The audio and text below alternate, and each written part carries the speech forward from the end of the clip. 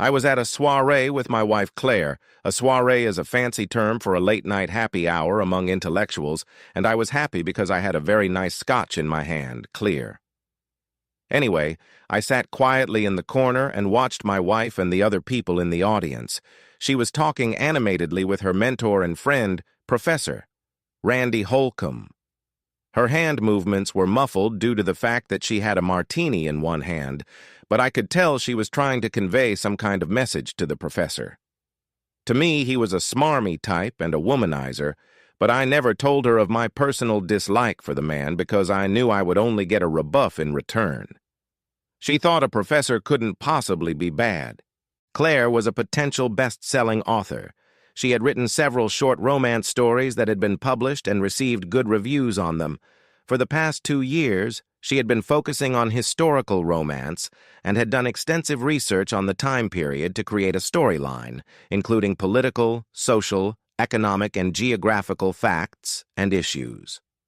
About 3 months ago, she began writing her book as a full-time author, and I supported her efforts both financially and emotionally. She thought that in the next month or so, she would have a finished book enough to send to a publisher for review. She was still doing research on the book, going to the library a couple days a week, and meeting weekly with the professor. I was unhappy that she wasn't home, especially around him, but I felt I had to trust her without confrontation. My name is Jim Mitchell. I'm 36 years old, and I work for a consulting engineering firm in the area. Certainly not the best-looking guy, slightly balding, but I play sports and run, so physically I'm in pretty good shape. I get paid fairly well, and I have a professional engineering certificate, so I have no problem with job security. Claire is 34 years old, quite tall, slim, and quite attractive, though not a beauty. I thought her picture on the front cover of the book would help sell it, but I might have been biased. She had all the qualities I've always wanted in a wife. Pleasant to look at, intelligent, confident, and loving. Lately, though, the love had waned a bit, and I attributed it to the long hours she spent on her novel. She never offered it to me to read, but let only her mentor read it. Being a professor of English literature, I assumed he had a better grasp of its merits than I did, but it was still annoying nonetheless. Claire and I had discussed having children, and she agreed that she wanted to have them someday, but she wanted to establish herself as an author first. So I waited patiently for the book to be finished, but I was beginning to have doubts about the fact that time was running out and there was no end in sight. I hoped that when this novel was finished, she would be ready to get on with her life, as obviously her biological clock was ticking. We were both only children, and our parents were beginning to worry because grandchildren were not yet in sight. If it takes another 2 or 3 years before she is ready to have children, they may never become grandparents, I thought. The event this evening was hosted by the Dean of the School of Art, and I was here solely for Claire. I didn't mind events like this, but they weren't my favorite. I'd had to take English literature as an elective in college my freshman year, but the subjects that preceded engineering took priority over that subject, and I'm afraid I didn't learn much. Enough to get a C-. The conversation here, as usual, centered on the latest book and the hottest new author, which was not on my list of personal pastimes. I knew enough from listening to Claire, but in this environment I was out of my depth. When we first arrived, I had gone around the premises with Claire and shook hands with most of the 20 or so people. As I said, I was now sitting quietly in the corner with my whiskey, watching the room, enjoying the sight of my wife among her co-workers, and thinking about how great it would be if her novel became a bestseller. As long as she had 2 small books under her belt, she could meet and socialize with the people here almost as equals, but a bestseller would put her far above them and she could revel in their envy and jealousy. She wasn't usually a very outspoken person, but she was human, and admiration from her peers would give her confidence in herself and her abilities. I chuckled to myself, thinking about all the work she had done and all the possibilities and scenarios that could arise if her novel went all the way. At that moment, I caught movement out of the corner of my eye and saw Mrs. Holcomb, the professor's wife, approaching me. I groaned inwardly, for I had hoped to be able to sit quietly without talking to anyone, but it was not to be.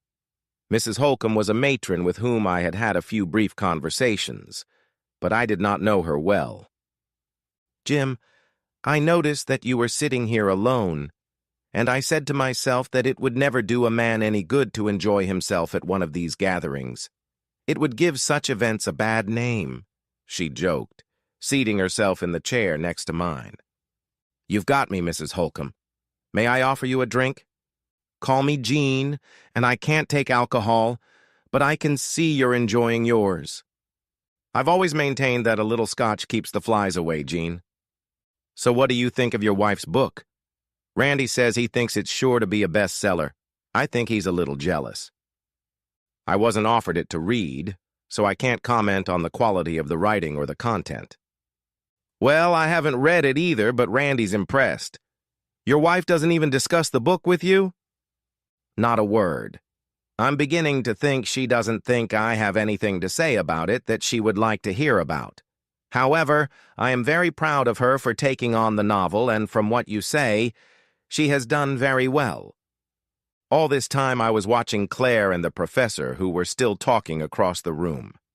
They had been talking together for some time now. As I continued to watch, they seemed to come to an agreement, and Claire looked around the room. I assumed she was looking for me, and when she spotted me, she started waving and then must have noticed Jean next to me. With what I could interpret as a worried look, she turned to the professor and said something to him. He looked in our direction and gave us a strange look as well. Then they both hurried in our direction without saying a word. As they approached us, I pondered, what could have alerted them? Jean must have been watching them too, because she commented on their actions. "It seems we had done something to alarm our spouses." "Looks like we did." Jokingly, I added, "Maybe they think we're planning an affair?" Jean smiled weakly at my inept remark. Upon reaching us, our spouses immediately began a nervous dialogue with us. "Hey, you two, what are you planning?" "See, I told you so," I laughed to Gina. "What did you tell her?" Claire asked. "I told her that I bet you two thought we were planning an affair." I smirked at them. Both Randy and my wife seemed to go a little pale, but Randy came to his senses first. "Well, it did look a little suspicious, and we wanted to make sure you two were on your best behavior." He grinned with a grimace. Jean asked, "Did you solve all the problems with Claire's book? It seemed like you talked her to death." "Oh, yes," Randy replied. "However, Claire's book doesn't have many problems. It's on the right track and should get a good response when it's published." That was the end of our conversation. We chatted nervously together for a few more minutes, and then the professor turned to Jean. "I suggest we take a little walk, dear, and leave the two of them alone. I have a busy day tomorrow." Rising, Jean turned to me. "Thanks for the talk, Jim. We'll do it again sometime." "Great, Jean. It was a pleasure," I replied, turning to Claire, who was still standing silent. "Do you want to chat too, or are you ready?" I asked. "I think we can go now. It's been a long day and I'm tired." I got up, and after saying goodbye to the host and hostess, we headed home. On the way home, Claire was silent as I drove, and it gave me time to think about the reaction she and the professor had when they saw Jean and I talking together. Normally, it wouldn't have occurred to me that I couldn't trust Claire, but something didn't seem right, and I thought that further conversation with Jean might clear something up. I decided to follow this up the following week. Wednesday morning, I managed to get through a bunch of problems at work and called Jean to make an appointment to meet for lunch. She sensed that there was something odd about the spouse's reaction to our meeting that evening and readily agreed to meet me for lunch the next day to talk about it. We met at O'Charlie's restaurant on the highway, since we are unlikely to run into our spouses or anyone who knows us there. We had lunch first and then started talking. "You must have some problems since you called this meeting," she said to me. "I guess I do, but I'm not sure how to proceed." "Well, I have some concerns too, and they're stronger than yours. That's why I agreed to this meeting. She went on to explain, "A couple of years ago, I caught my husband having an affair with a graduate student, and he swore he'd never do it again. I think he had had relationships with other female students before that, but I had no proof. This time I will get proof if he is involved with your wife, and I will get him out. I would like to suggest hiring a private investigator and splitting the cost. From what I can tell, it can be very expensive, and by splitting the costs, we can find out if anything is going on. I would also suggest that the detective only follow my husband. If he is having an affair with someone other than your wife or not at all, I will pay the costs myself. If your wife is involved, we split the cost. Does that sound fair?" I thought about it for a moment. "Yes, I can agree to that. When do you want to do it?" "Right now. Are you free at 3 this afternoon? I have an appointment with an investigator who was recommended to me by a friend who had a similar problem." "Okay. Give me the address and I'll meet you. I have to get back to work." We met at the investigator's office at 3 in the afternoon, explained to him what we wanted, gave him the necessary information about our spouses, and Jean left him a deposit for starters. He told us that he would report to Jean weekly unless he needed to contact her sooner. As we left his office, we both took a deep breath. We were ready, and now all we had to do was sit and wait. This was the second hardest thing we had to do. The hardest part would be behaving normally around our spouses. The week dragged on. I waited to hear from Jean, knowing that it would probably be a whole week before we knew anything, as I tried to keep from confronting Claire with my suspicions. She acted like a normal, loving wife, except that our sex life continued at a low frequency. As before, when she seemed ready for sex, I had a hard time developing the passion and libido it took to make it happen. Finally, the following Wednesday, Jean called and invited me to come up to the investigator's office for my first report. As we entered the office, he invited us to sit down and pulled a report from a stack of others on his desk. "I know you are anxious to know what we have learned about Professor Holcomb's activities, and I am sorry to report that your suspicions are correct. Professor Holcomb is having an affair with another woman. We followed him to the Best Western Motel in Ginsburg on Thursday and yesterday, and met a young woman there. They went into different rooms each time, but both times, it was the same woman. I have pictures here of them going in and out of the rooms." He slid the pictures across the table to us, and I took one of them with a trembling hand. As I looked at it, I saw the professor walking out of the motel room behind a woman who had turned around and was looking at him. I couldn't make out her face, but her height, hair color, and style looked like Claire. Grabbing another photo, the woman was looking in the direction of the camera, and I realized it wasn't Claire, but a younger woman. With a sigh of relief, I leaned back in my chair. I must have been very tense, because my body seemed to go limp, and my head hung down for a moment, free of the anxiety I'd been feeling for over a week now. Raising my head, I looked at Jean, who was looking through the pictures one by one in a determined, somber silence. When she had finished looking through them all, she turned to the investigator. "Can you get evidence that they are actually fornicating in that room?" "Well, we could get the pictures, but you wouldn't be able to use them as evidence of adultery in court, because that would be a violation of their privacy. If they were doing it in your home, you could use the pictures taken there. Your husband may realize this and not take her there. Why don't you talk to an attorney who specializes in divorce and get his recommendations?" "I think that's what I'll do. Please keep watching until I tell you to stop," Jean said, gathered up the photos, and got up to leave. We walked out of the investigator's office and headed to our cars without speaking for a few minutes. "I'm going to send you a check for half of this week's surveillance," I told her. "You don't have to do that. I'm sorry that you discovered that your husband was probably unfaithful, but I discovered that he wasn't doing it with my wife. To me, that's worth a lot, and to help pay for it is cheaper than any price. So I'll write you a check and mail it to you." "Well, thank you very much. I appreciate it." We parted ways, and I headed home. It was only after I'd driven a few minutes that it hit me. Why were the professor and Claire so embarrassed that Jean and I had talked together at the party? We still haven't solved this mystery, and there must be something we don't know about. It's possible Claire could be having an affair with the professor, but a week's worth of surveillance hasn't caught them yet. I was suddenly glad that Jean had instructed the investigator to continue surveillance. I'd have to call her and let her know what I was thinking so she wouldn't stop work without alerting me. It was strange that in all my conversations with Jean, we never came across anything that even remotely pointed to a common factor indicating any carelessness on Claire's part. Another week passed and we met with the investigator again. This time, there were the same pictures with the same girl. The investigator found out that she was another graduate student, and Jean decided to file for divorce based on irreconcilable differences because the attorney told her that we lived in a no-fault state, so finding evidence of adultery would not affect the outcome of the lawsuit. The marital property will be split 50-50.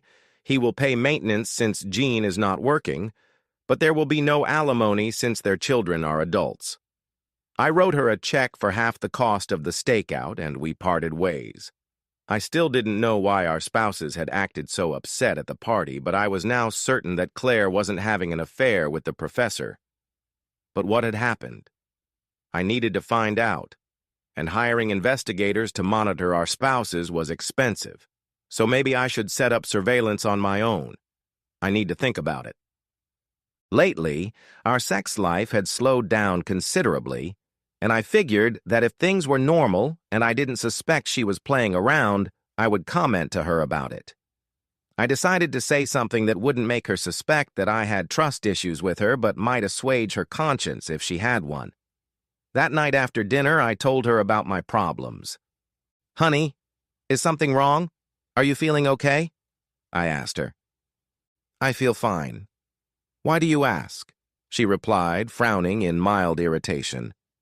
"Because you've been giving me a lot of excuses lately for not wanting to make love, and I thought you might not be feeling well. Maybe you should see a doctor." She went slightly pale for a second, and I felt a little euphoric that I had managed to get through to her conscience. "No, I feel fine, I told you, but I haven't noticed that I've been avoiding you. I'll try to be a better person to be around you, but I've put so much energy into the book to prepare something to send to the publisher that I just can't focus on anything else lately." "I understand, honey. You know how much I love you and am proud of you. So I worry about you. Making love is supposed to be good for relaxation, and I'm always willing to help you relax." I smiled at her. She smiled back at me slightly. "We'll see," and then walked over and kissed me lightly on the lips. Taking my hand, she led me into our bedroom and began to undress. I watched her for a minute and began to undress as well. It was surreal. My libido was certainly aroused, but I didn't get the feeling that she was wholeheartedly making love. It seemed she was just doing it to give me pleasure, or, more accurately, to shut me up and assuage her conscience. Perhaps I had brought her to ecstasy, but there was no certainty. She was responding correctly, it seemed to me. But when we were done, I didn't get the feeling that she was satisfied. There was an empty feeling left in my chest. After I got off her, she went to the bathroom to clean herself up, and then came back, said, "Good night, sweetheart," and lay with her back to me. There was no hug like we usually did after sex, and I realized things had changed. The next morning, I left the house for work at the usual time, and Claire was still in bed.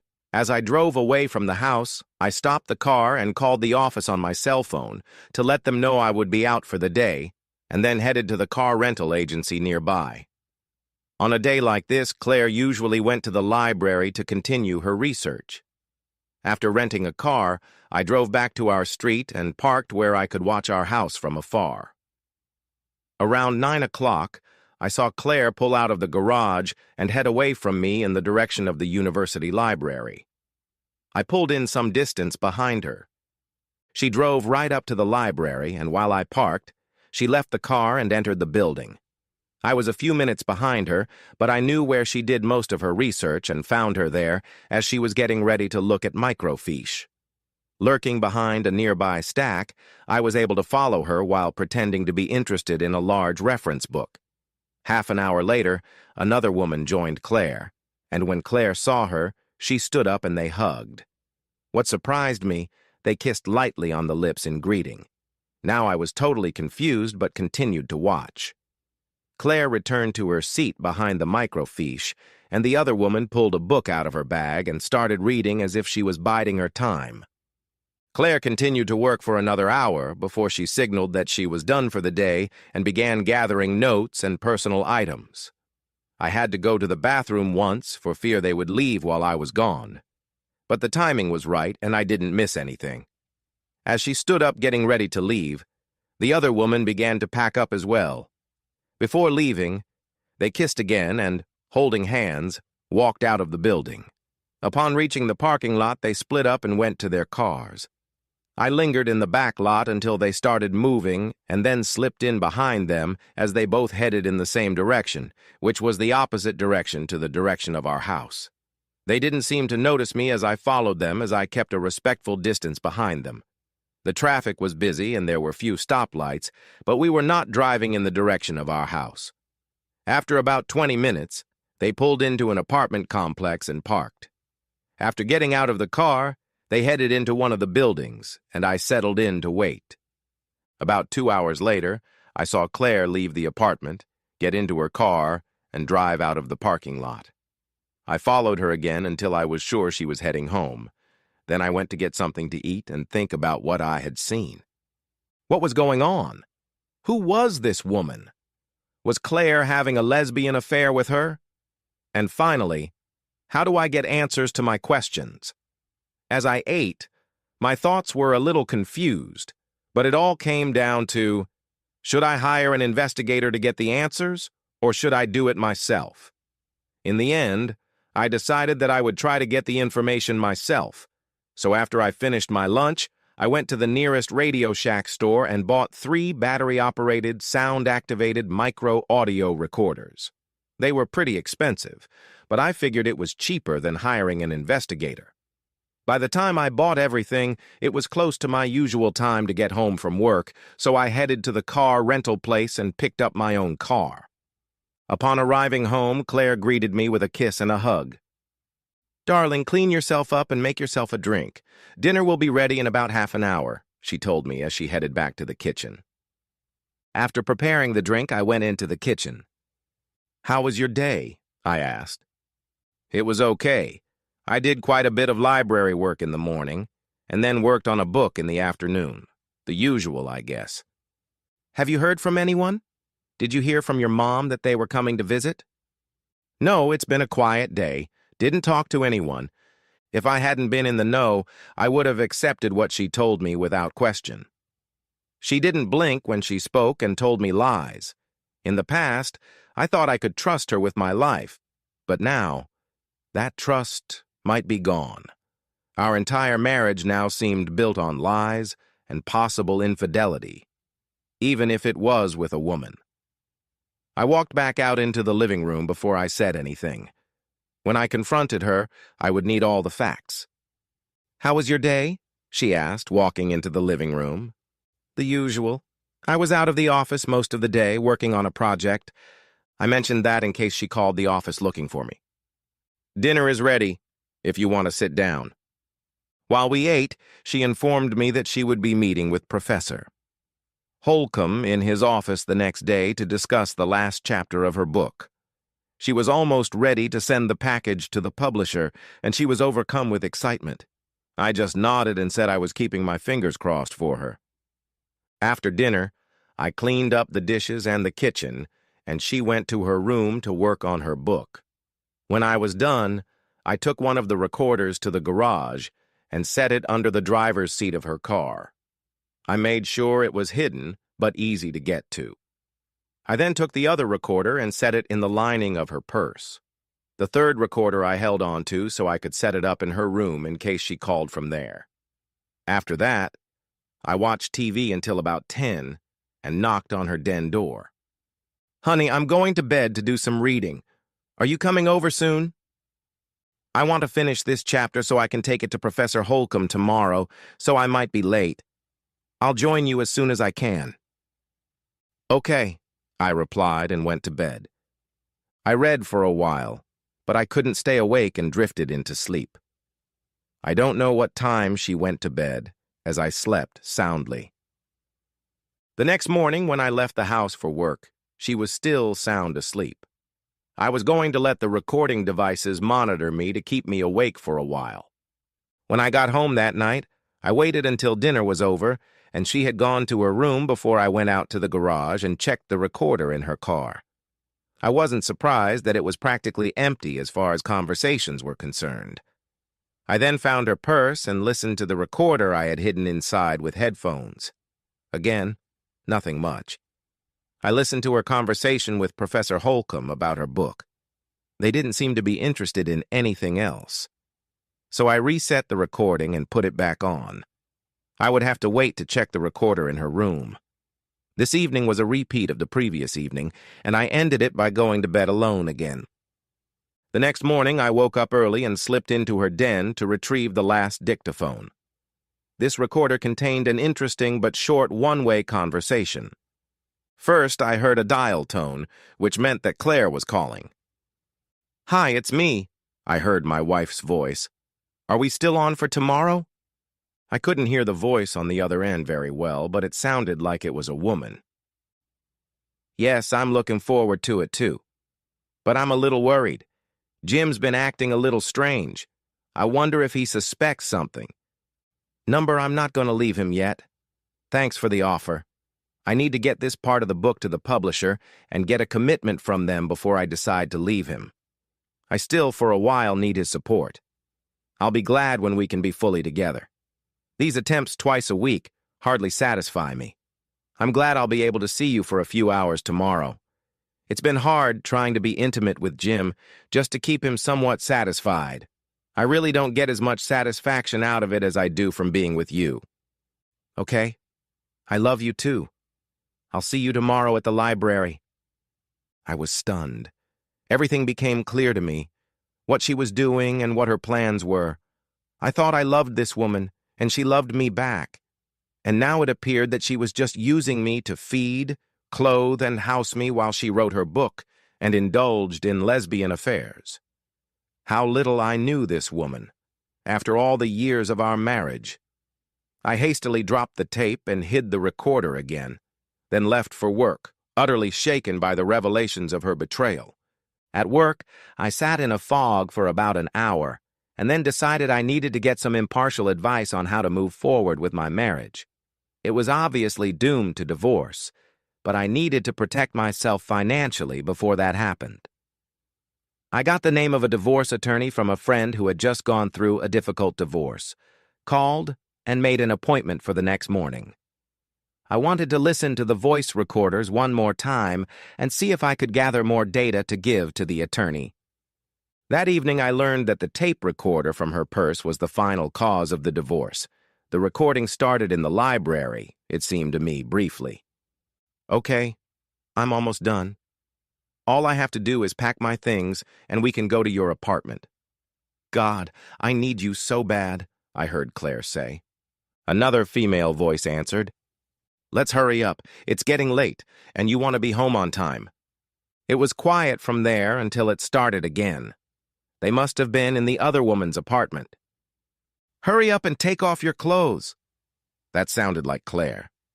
It got quiet again, then suddenly, "Oh my God, don't stop, don't stop." It went on like that for quite a while, then it stopped, as they were obviously getting dressed, and then there was silence. I decided I had enough information, so I didn't hide the voice recorders. Instead, I made 3 copies of the relevant content. 2 sets I stashed in my briefcase, and I packed the 3rd to take to my lawyer. I went to bed without alerting Claire. It wasn't my usual practice, and it might have alerted her that there was a problem. But I didn't care anymore. I was going to have to wait until I talked to my lawyer tomorrow before confronting Claire.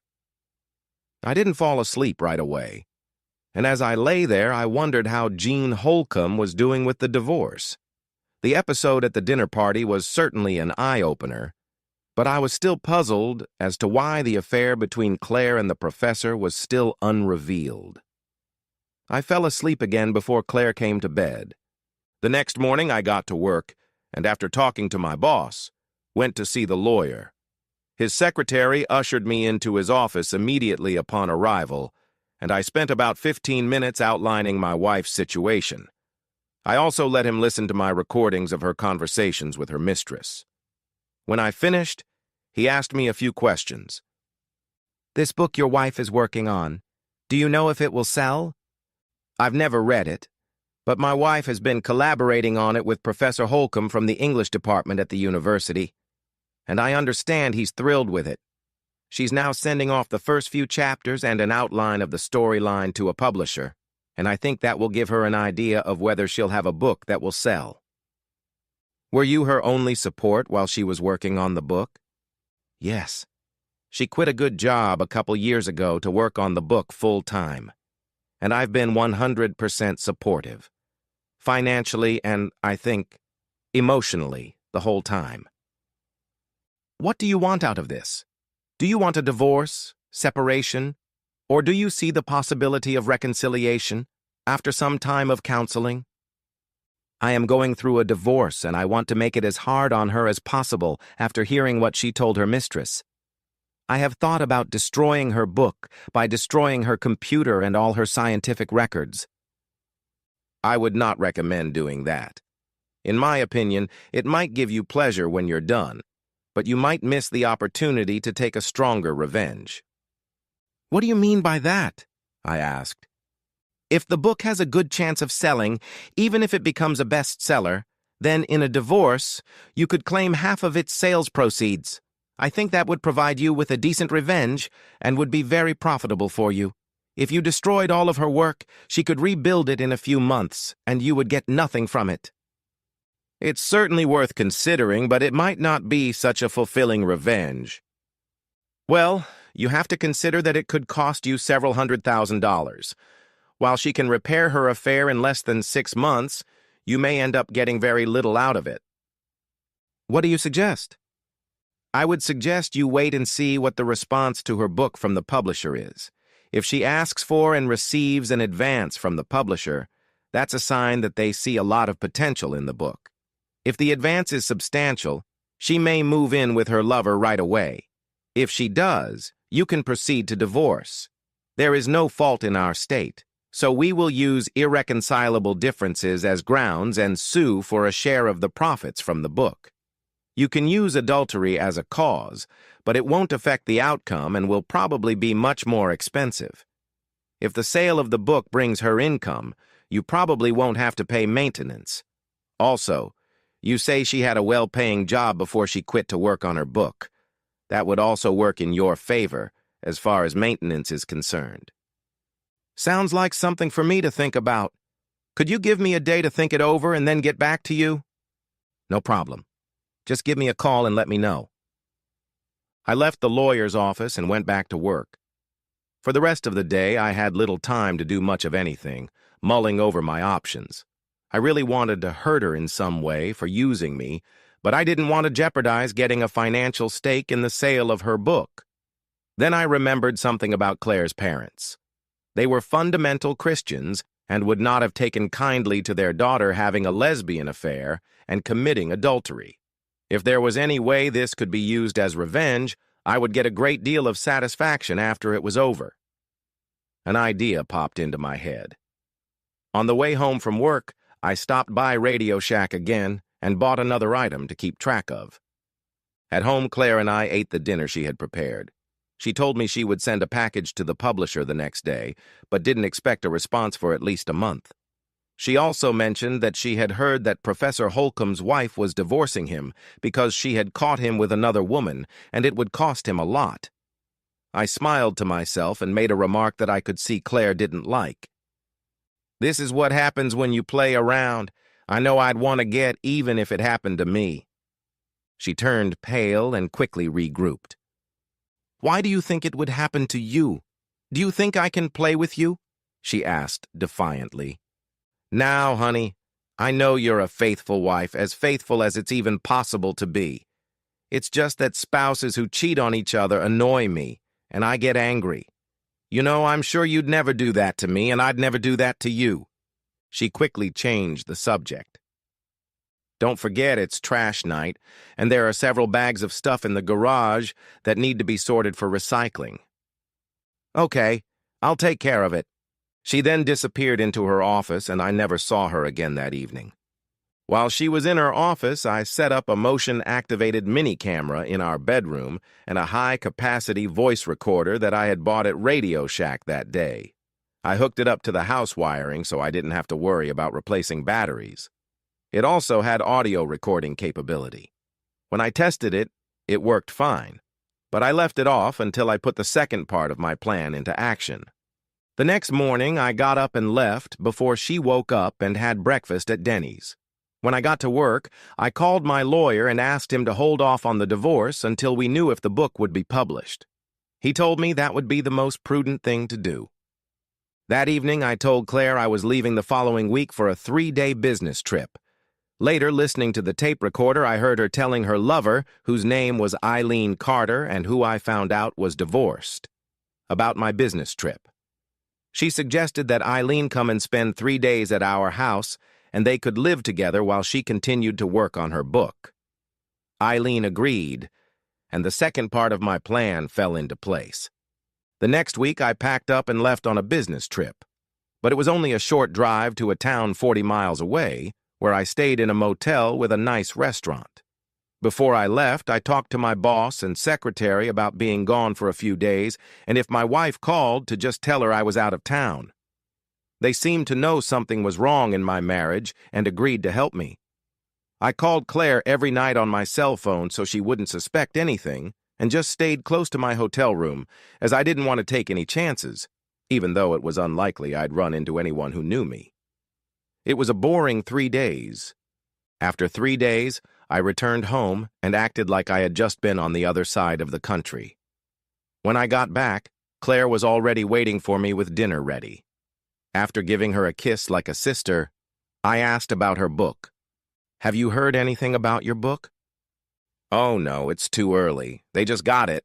I think it'll be another 2 to 4 weeks before I hear anything." "Are you excited?" "Yeah, of course I am.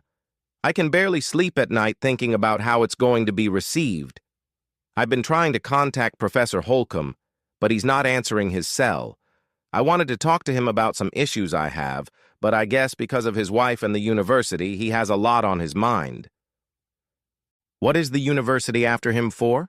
I asked. "I heard it's because the other woman he was dating was a student, and the university has a very strict policy about staff interacting with students. He could get fired, and I wouldn't want that." "I think he deserves whatever he gets," I told her. "Aren't you being a little harsh?" she asked, pouting. "I've already told you my stance on cheaters. I have no compassion in me when it comes to cheating," I told her harshly. She looked a little shocked, but continued nonetheless. "Well, if one partner can't provide for the other's needs, I think he or she should have the right to fulfill those needs elsewhere." "Do you really believe that? What about the marriage vow to forsake all others? What about talking to the other partner to see if something can be done? What about counseling before running to someone else? While we're on the subject, can you tell me if I'm meeting your needs?" Before answering, she hesitated and replied with a sad expression on her face. "Jim, you satisfy me more than any man." Then she turned, walked into her office and closed the door. I didn't want to press her further as I wasn't ready to confront her yet, so I didn't say anything else. Maybe I had gotten to her. I don't know. I didn't think it mattered right now. I checked the recorder and mini cameras and, just as I'd hoped, caught them in our bed. The conversation was similar to previous conversations I'd heard, so now I could sit back and wait. For the next 3 weeks, we entered a waiting period. Everything hovered in anticipation of news about the book. We just seemed to coexist together, each minding our own business. We had sex a couple times, but I felt like it was just a mercy fuck, and it was hard to have sex with that thought. Finally, one day I came home from work, and Claire was all excited. "Guess what? I got a call from the publisher today. They really liked my book and are sending me a $25,000 advance. I'm so excited. They also recommended I find an agent and gave me the names of several people they've already worked with. I've been on the phone with them all day, and I think I found someone I like." "That's good, honey. I'm very happy for you. You've worked hard on this, and you deserve some payback. Would you like to celebrate by going out to dinner tonight?" "I was just about to suggest that. Let me go change." We went to one of the best restaurants in town and then came home and had sex. She seemed a little more into it than usual, and I was pleasantly exhausted when we were done, snuggled up against each other, and fell asleep together. My last thought was to call the lawyer in the morning and start the divorce paperwork. When she got the check for the advance payment in her hands, I knew I was in over my head. The next morning at work, I called the attorney, and he said he would get the paperwork ready right away and file it the next day. The next day, it would be served. That morning before leaving the house, I burned some DVDs of Claire and her mistress in our bed and sent one to the lawyer. I was going to wait a little while before doing anything with the others.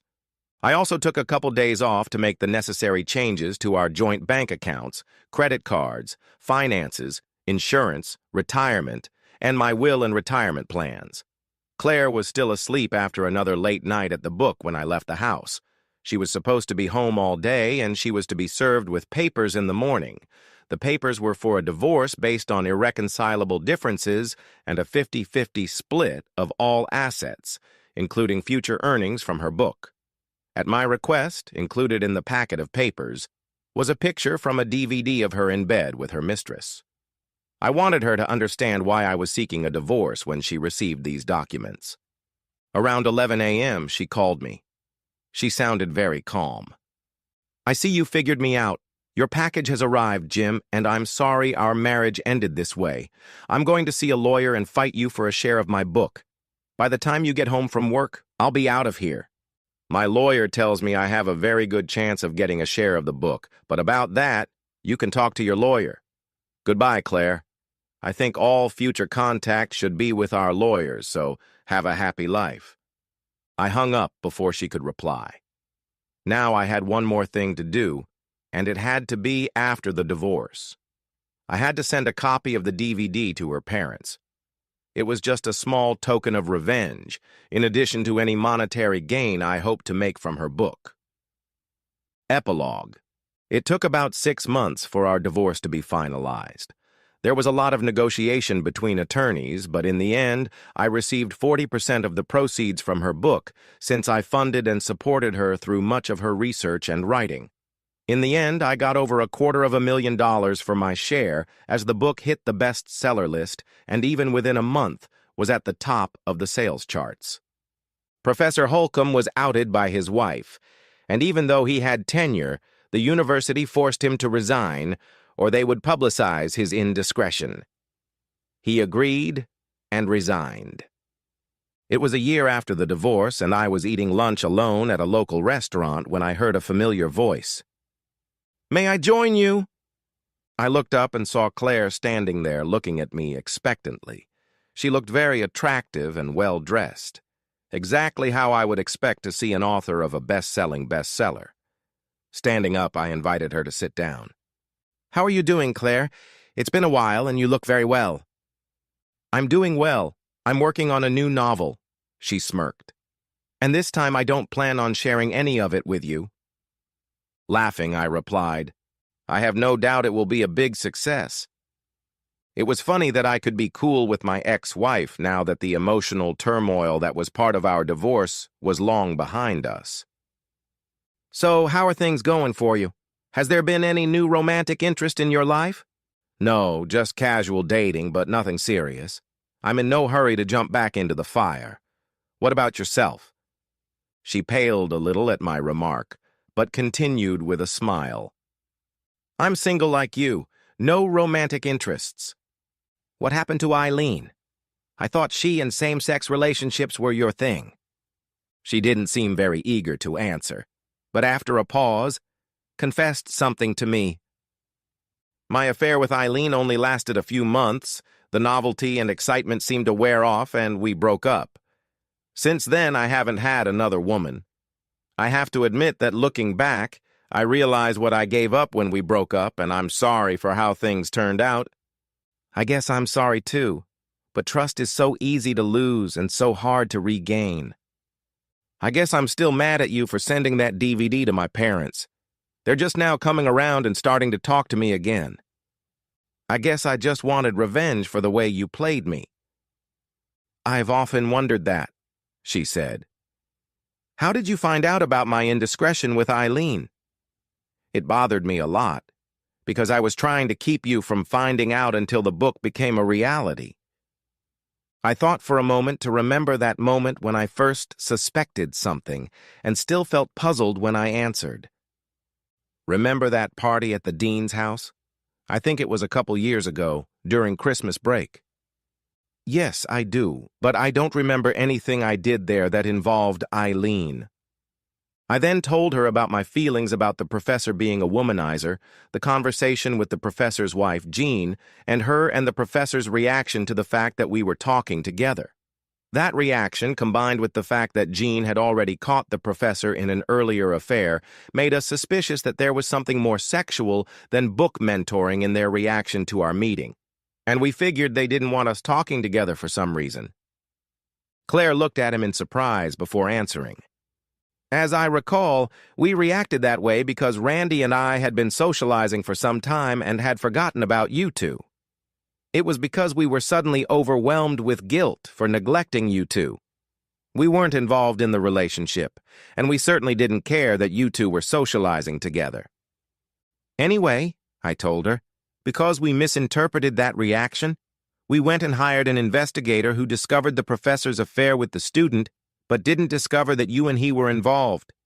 Subsequently, since I still had my suspicions, I hid some tape recorders and captured your affair with Eileen.